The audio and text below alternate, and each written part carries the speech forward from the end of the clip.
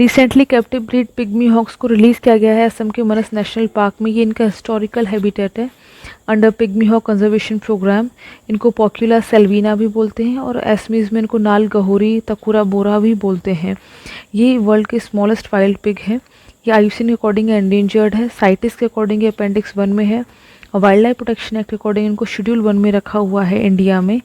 ये अगर हम देखें तो असम के जो रीजन्स है, मनस वाइल्ड लाइफ सेंचुरी हो गया, औरंग नेशनल पार्क हो गया, यहाँ पे मिलते हैं। बट अर्लियर ये नॉर्थ इंडिया में, नेपाल में, भूटान में, ये जो सारा रीजन है नॉर्थ इंडिया का, यहाँ पे पाए जाते थे।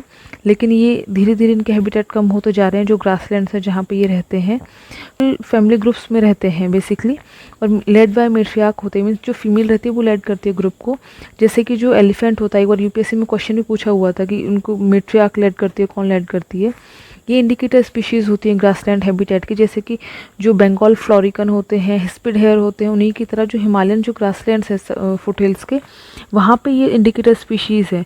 इंडिकेटर स्पीशीज़ बेसिकली अगर हम बोलें तो ये इनको हम बोल सकते हैं बैरोमीटर होते हैं किसी भी हैबिटेट के। ये उसकी हेल्थ के बारे में बताते हैं कि वहाँ पे अगर इनकी हैबिटेट को प्रॉपरली हम प्रोटेक्ट कर लेते हैं तो जो अदर स्पीशीज़ है वो प्रोटेक्ट हो जाती हैं। तो इनकी जो प्रेजेंस हो गया, एब्सेंस हो गया, अबंडेंस हो गया, वो रिफ्लेक्ट करती है कि जो स्पेसिफिक इन्वायरमेंटल कंडीशंस कैसी हैं उस रीजन की। तो उसके अकॉर्डिंग हम बाकी जो हैबिटेट है, बाकी इकोसिस्टम को भी प्रोटेक्ट कर सकते हैं। ये हमको बेसिकली मिलेंगे जो हिमालयन फुटहिल जो ग्रासलैंड रीजन है वहाँ पे मिलेंगे ये। लेकिन अर्लियर कहा जाता है कि एक्सटिंक्ट हो गए थे, उसके बाद में इनको वापस से देखा गया था 1971 के टाइम पे। ये वापस से रिडिस्कवर किए गए थे और उसके बाद से इनको प्रोटेक्ट करने के लिए कैप्टिव ब्रीडिंग वगैरह ये सारे काम चालू है। और ये वन ऑफ द रेयरेस्ट जो स्मॉलेस्ट वाइल्ड पिग है पूरे वर्ल्ड का। और ये नेस्ट बनाते हैं, ये फैक्ट हमें याद रखना है कि ये नेस्ट बना के अपने उसमें रहते हैं। लेकिन अभी जो ग्रासलैंड से उनका डिग्रेडेशन हो रहा है, उसी के चक्कर में ये एक्सटिंक्ट होते जा रहे हैं। और इनको प्रोटेक्ट करने के लिए जो कंजर्वेशन प्रोग्राम था वो चलाया गया था 1995 में by Durrell wildlife conservation trust हो गया, ministry of environment, forest and climate change, IUCN और लोकल एनजीओज के साथ में मिलकर इनको प्रोटेक्ट किया जा रहा है।